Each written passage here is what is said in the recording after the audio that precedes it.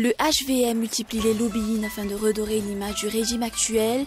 L'on a appris ce jour que la convention du 14 octobre serait organisée par le parti présidentiel. Un cas suspect d'Ebola a été diagnostiqué au sein de l'Institut Pasteur de Madagascar. 2 équipes de 8 médecins ont été formées pour faire face au pire si la maladie d'Ebola entre dans la frontière malgache. Le président turc Recep Tayyip Erdogan a exhorté les manifestants pro-kurdes au calme après la mort de 31 personnes au cours d'émeutes. Depuis lundi, les manifestants réclament une intervention des forces turques à Kobané.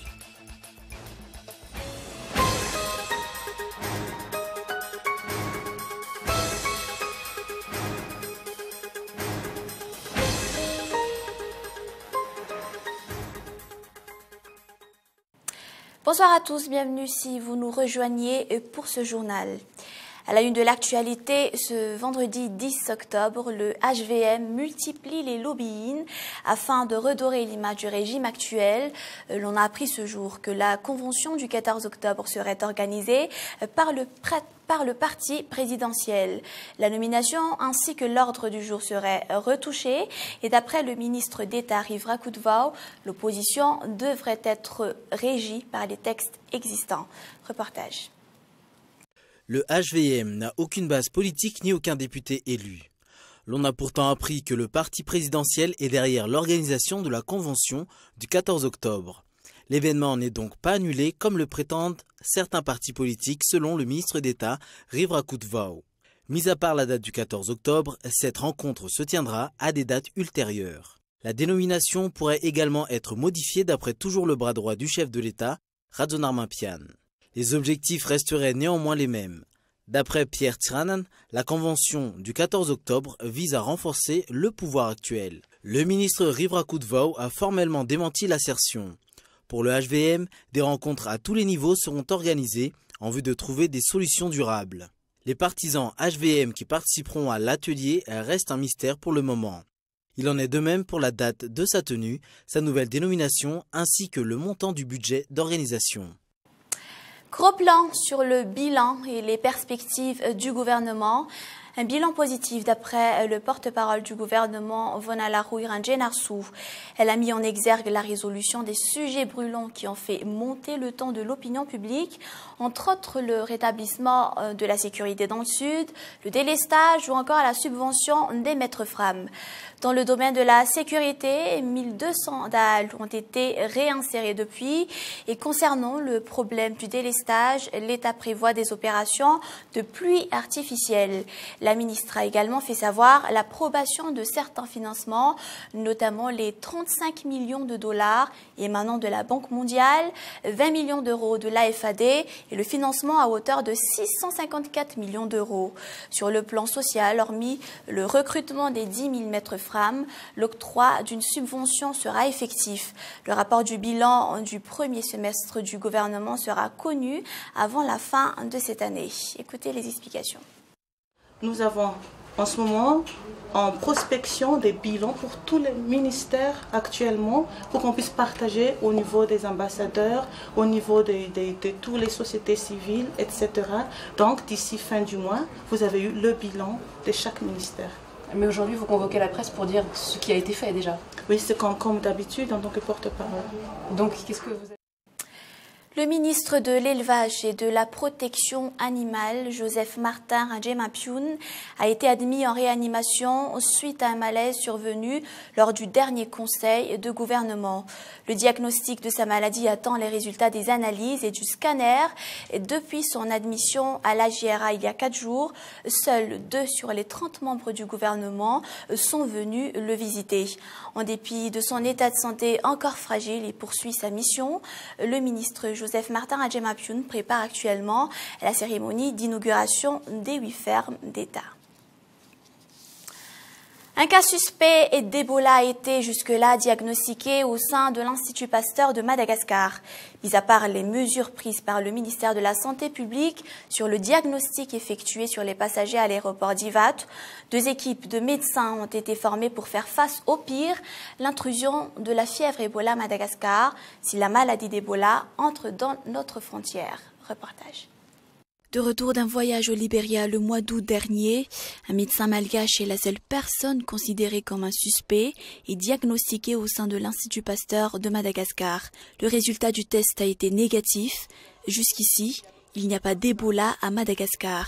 Il y a eu un cas suspect qui avait été annoncé comme suspect, en fait, qui n'était pas suspect, qui était un médecin malgache humanitaire qui revenait du Libéria, et qui avait eu de la fièvre avant de revenir du Libéria, mais quand il était rentré du Libéria, il n'était plus malade depuis plus d'une semaine. Et c'était quelqu'un qui était très, très conscient des risques qu'il pouvait prendre pour lui-même, pour sa famille, puisqu'il est revenu avec sa famille, et pour le pays. Donc il a fait tout ce qu'il fallait de la bonne manière. Et quand il est arrivé à Madagascar, on ne le savait pas, donc le temps qu'on sache que tout a été bien fait, les gens se sont un peu inquiétés. Mais une fois qu'on a pu l'identifier, on a pu faire l'examen, et non seulement il n'était pas malade, mais manifestement, il n'avait pas été cas du tout, quoi. Les médecins au sein de l'Institut Pasteur de Madagascar sont désormais prêts pour affronter la maladie d'Ebola. Jusqu'ici, ils ont déjà effectué 12 simulations depuis le mois de mai dernier. Les matériels de diagnostic sont également prêts. À part les mesures prises par le ministère de la Santé publique sur le diagnostic effectué sur les passagers à l'aéroport d'Ivat, 8 médecins informés sont actuellement prêts à faire face au pire. Nous avons commencé très sérieusement à nous préparer. Il faut continuer la préparation. Et le cas de l'Espagne montre bien, et peut-être même le cas américain montre bien qu'on n'est jamais complètement prêt. Mais il faut continuer à se préparer et durcir ce que nous avons à faire. Jusqu'ici, pas moins de 3400 personnes sont décédées pendant la pire épidémie de l'histoire. Le virus Ebola sévit actuellement en Afrique de l'Ouest. Sa progression jugée dangereuse pourrait menacer l'Europe et les États-Unis. Le PP d'Ilaf a bénéficié de 50 tablettes, un écran géant et un serveur. Un budget de 200 millions d'ariars a été affecté pour la mise en place de l'éducation numérique dans 30 écoles à Madagascar pour améliorer les résultats des écoles primaires publiques. La société Microsoft prendra en charge la formation des enseignants dans l'utilisation des matériels de haute technologie et la signature de partenariat entre le ministère de l'Éducation nationale et la société Microsoft a été signalée ce jour. Les détails. La technologie numérique évolue. Les enseignants ne seront plus les seuls à utiliser des tablettes. Les petits des EPP vont eux aussi s'y mettre. L'EPP d'Ilaf a été doté ce jour de 50 tablettes, d'un écran géant et d'un serveur. 30 écoles primaires, privées et publiques de la Grande Île commenceront à utiliser ces matériels de technologie à partir de cette nouvelle année scolaire. 3 écoles à Antananarivo et 27 écoles dans les provinces. D'après les explications du ministère de l'Éducation Paul Rabar, plus de 900 000 écoliers bénéficieront du projet. Le partenariat entre Microsoft et le ministère de l'Éducation durera 5 ans. La société Microsoft prendra en charge des matériels et la fourniture dans leur utilisation. Donc cette convention est l'engagement de Microsoft pour Madagascar, à Madagascar, pour les établissements éducatifs qui sont donc chapeautés par le ministère de l'Éducation nationale, qui touchent donc plus de 300 établissements, un peu plus de 5000 enseignants et bien sûr les élèves malagasy. Durant 5 ans, plus de 5500 enseignants seront formés sur l'utilisation des matériels de haute technologie. Le délestage pourrait continuer et finirait par se propager dans toute l'île. Pour le cas d'Antananarivo, d'Intirabé et de Miarnarivo, le délestage pourrait se renforcer. La pénurie d'eau au lac de Tiazumpanir, Indékalek, Majak et Sanvuch, la production d'électricité de la Jirama subit les conséquences. Reportage. La centrale hydraulique de Sanvuch, Intirabé, ne pourra produire que 1/10 de sa capacité pour insuffisance d'eau. S'il devrait normalement produire 15 MW, il ne produit plus que 1,5 MW. La pression de l'eau n'est plus en mesure de faire tourner les 3 turbines. Si la pression d'eau devrait être de 9 m3 par seconde, elle est actuellement à 0,8 m3 par seconde. Le délestage dans les grandes villes risque de persister, voire de s'aggraver. mis à part le manque d'eau, le vieillissement des matériels. La destruction des forêts par les activités des grandes sociétés sont aux sources de la dégradation de l'environnement. Ce problème s'aggravera chaque année. Le problème de délestage pour la ville d'Antananarive ne sera pas totalement résolu jusqu'au mois de novembre, début de la saison des pluies.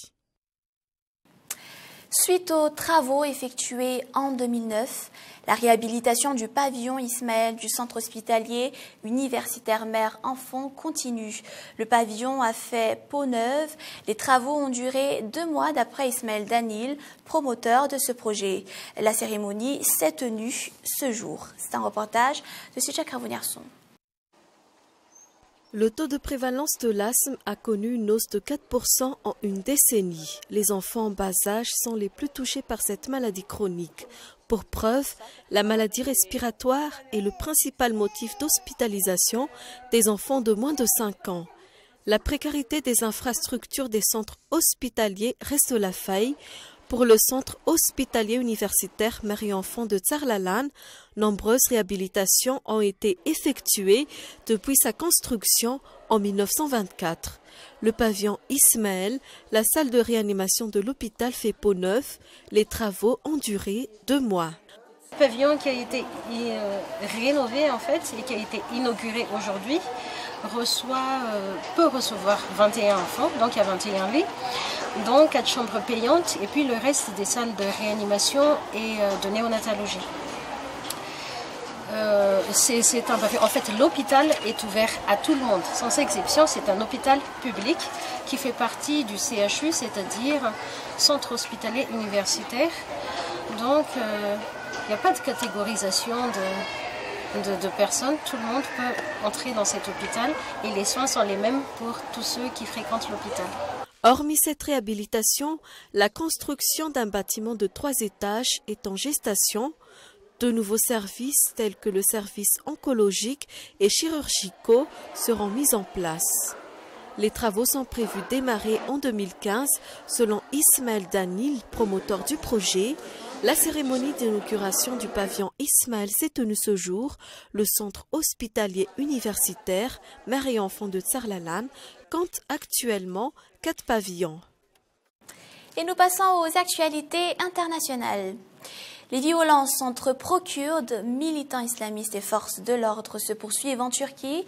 Le président Recep Tayyip Erdogan a haussé le ton aujourd'hui contre les violentes manifestations qui secouent le pays depuis lundi soir.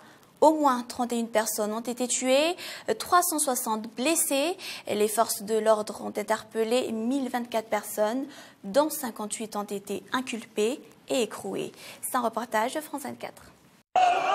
Une foule nombreuse et hostile qui brandit lames, bâtons et parfois même armes à feu.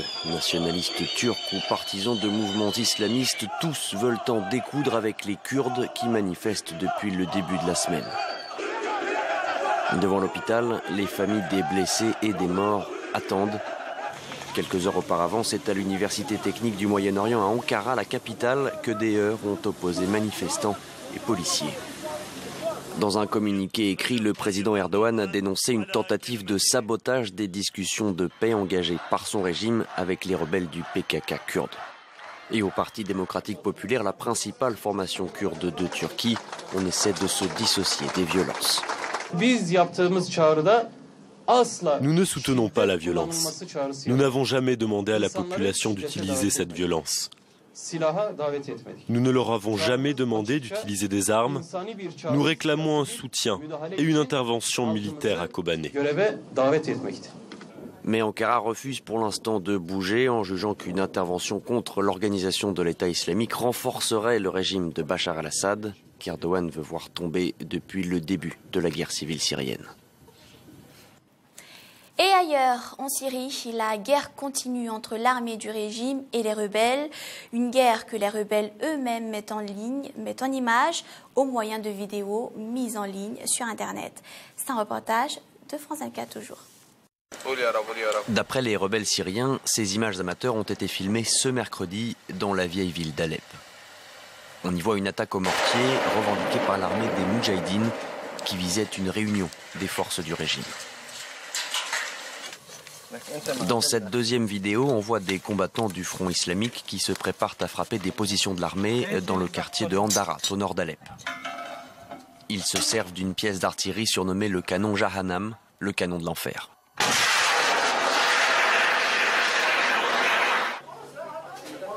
Ici, les rebelles l'ont filmé dans un hôpital d'Al-Rastan dans la région de Homs.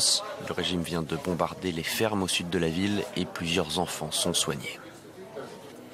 Dans cette dernière vidéo, un rebelle filme un hélicoptère de l'armée au moment où il va larguer un baril d'explosifs sur la ville de Deraa. Depuis le début de l'année, Damas a systématiquement recours à cette arme rudimentaire mais très meurtrière. Les barils sont bourrés de TNT et de morceaux de métal. Largués sans aucune précision, ils détruisent et terrorisent tout en étant moins coûteux que des bombardements conventionnels. Ne ratez pas l'émission Mikulouevch avec Enka Darakotomanatsu juste après ce journal, suivi toujours de 2 films, Ordure et Joyride 1. Et c'est ainsi que se referme ce journal. Merci de votre fidélité à Cool TV. Prochain rendez-vous de l'information demain à partir de 20h45. Au revoir et bonne soirée.